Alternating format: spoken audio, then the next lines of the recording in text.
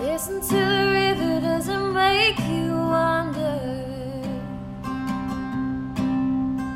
how anything could ever stand still? First lightning and then thunder, the kiss and the rain, love, feel the thrill. I only want you, I only want you, I want what we had.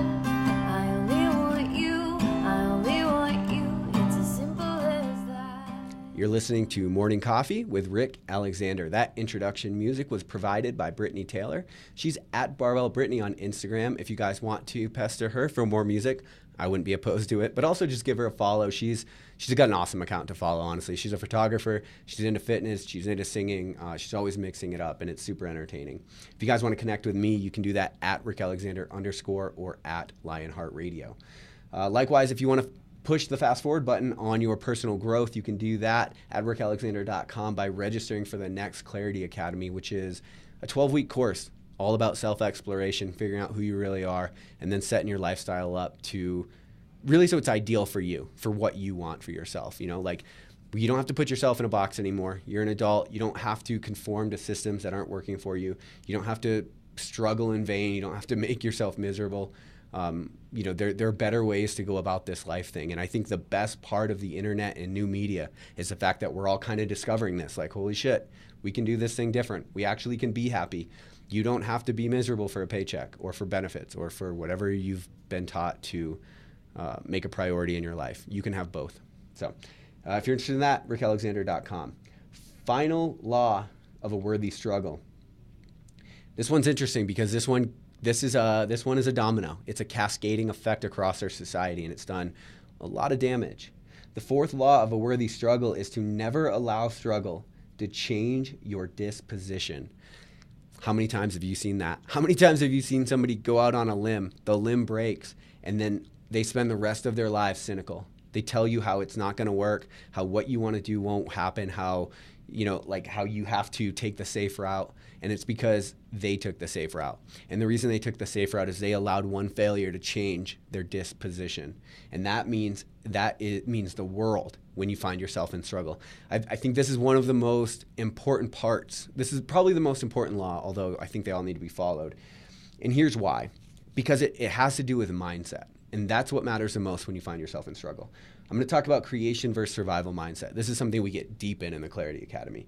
But something happens. Most of us are wired for a survival mindset, and that's a biological thing. Like, we're just wired for to pick up or to be specifically sensitive to negative circumstances, and that makes sense, right? So we don't die, so we don't do something too stupid. So that's what you're wired for. But if you want to succeed, like the world that formed us and the world we live in now, they're not necessarily the exact same world. And so if you want to succeed today, or if you want to thrive today, I would say, then what you need is a creation mindset. You need to come to the realization that you're creating your life every day, whatever it is that you want it to be. Now, I'm going to talk about this one for entrepreneurs and business owners specifically, but it totally makes sense regardless of what you're trying to do, because you are legitimately creating your life. I think most of us are accepting our life, and that's a little bit of an issue. Like, I think if you really want to love it, if you want it to be your own, if you want to be inspired by the things that you're doing and the people in your life, then you have to take the time to cultivate those things, to cultivate the passion, to bring the joy, to bring the happiness. Like, that's all things that you need to do. But a lot of times what happens is an entrepreneur will have an idea. They're in a creation mindset at that point. Now, sometimes you see like little bit of survival mindset creep in when they start setting their prices. Like, that was a big struggle for me. It's like, I have a really great idea I want to offer the world, but I'm also scared nobody's going to buy it. So I'm going to slip back into a survival mindset. I'm going to cut the price into a third, and then I'm going to sell it. Well, when you do that, I don't want to get into much of a business conversation here, but when you do that, you're actually skewing your value proposition, which is one of the problems, right? Because they're not going to perceive it to have as much value as you actually put into creating it. But the real way that this really screws us is when we have a creation mindset. We go after the job we want, we create the business we want, we do the things, but then we hit the struggle, right? We hit the failure, we don't get the product market fit we wanted, the job turns out that the grass was a little bit greener on the other side, and then we slip back into a survival mindset. And it's sort of the same idea of like turning and running, law number 2. But sometimes we don't turn and run. We just literally change our disposition, which sets us up to not be able to get through that struggle. If you found yourself in struggle with a creation mindset, the only thing that's going to get you out of it is a creation mindset. To get out of it with some semblance of adaptation or success, to actually get through it, right? You could stay in struggle forever with a cynical mindset. Like you could go into it, it could change your disposition, you slip into a survival mindset and you could stay there for years, right? Maybe the rest of your life. And that sucks. The reason that has a cascading effect is because then you become the cynical person that actually has a problem with everybody else chasing their dreams because it didn't work for you, because you got hit in the face. And so you assume everyone else is going to get hit in the face. Some people are, some people aren't. But the reality is, again, if you want something great in life, the barrier to entry is struggle. And so don't let it change you. Just let it teach you what it's trying to teach you. Look around for the lesson. What are you missing? That's the answer. I saw this a lot in the military, and I've seen it a lot. I'm sure it happens in the corporate sector too. Like you quit your job because the grass is greener, you want something else for your life, you decided to finally make the jump. You make the jump and you run into a roadblock, or you run into failure, or life is way harder than you thought it was going to be. Yeah, that happens. That doesn't mean your initial desire for something different was wrong. Because that does happen, right? Sometimes we get in our lives and we're going through them and it's what we want them to be, but something feels missing. Like, man, something's not right here. Like the spirit of what I wanted to do is just, it doesn't feel to be like it's here anymore. And so what is the answer in that circumstance?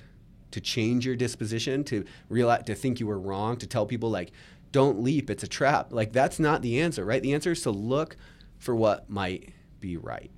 I think a lot of times, back to the military example, that it doesn't work out when people become civilians or they grow kind of depressed is because you've risen up to a certain status in the military. And so you have a certain hierarchy and you put in the work to get from really low to higher. And then when you go back into the civilian world, you're kind of back at the bottom, especially if you're trying a new career. And so once you get in that struggle, the problem that's happening here is you've allowed it to change your disposition. There was a reason that you needed something new. And that reason wasn't wrong most of the time. Like most of the time we're pretty in tune. Like we know when we're in a rut or something doesn't feel right or we want something else for our life. But just because you choose something else for your life doesn't mean that it's going to work out at all. It's not a guaranteed. You might have to try 50 things before one works out. There's not a damn overnight success that got there without 10 years in the hopper behind it before you knew their name. That's the reality of this thing. And so don't look at we look at people's highlight reels and we look at other people doing great things. And comparison is the thief of joy. Like the reality is like you see other people doing great things and you look at your struggle and it doesn't feel like you're where you need to be. And so you allow it to change your disposition. And if you do that, the only options are to stay there forever or to turn and run and go back to what you were already unhappy with. And I think we both know that those aren't actually going to make you happy. So when you find yourself in struggle, you have to expand your mindset, literally. And it's the hardest thing to do in the world because everything is telling you you're wrong, you're in the wrong place, you went down the wrong road, you hit a roadblock, you failed. And the hardest thing to do in that circumstance is to continue to smile, to continue to have a creation mindset, to continue to look for opportunity. Because that's the only way you're going to get it. You slip into that survival mindset, you won't see the opportunities when they're there. You won't learn the lesson that the struggle is actually trying to teach you. And that's really what struggle is about. So I hope these 4 laws made sense for you. I hope that they got somewhere for you. Love you guys. So I hope that these 4 laws made sense for you. If you guys, hit me up at RickAlexander_ on Instagram if you want me to elaborate on them. They will all be in my new book because there is a chapter called The 4 Laws of a Worthy Struggle in there. And so pick that up if you're interested in it. But I'm sure this won't be the last time that I talk about struggle because like I said, I live in it. I love you guys. Have a great Tuesday. I'll talk to you later on Morning Coffee.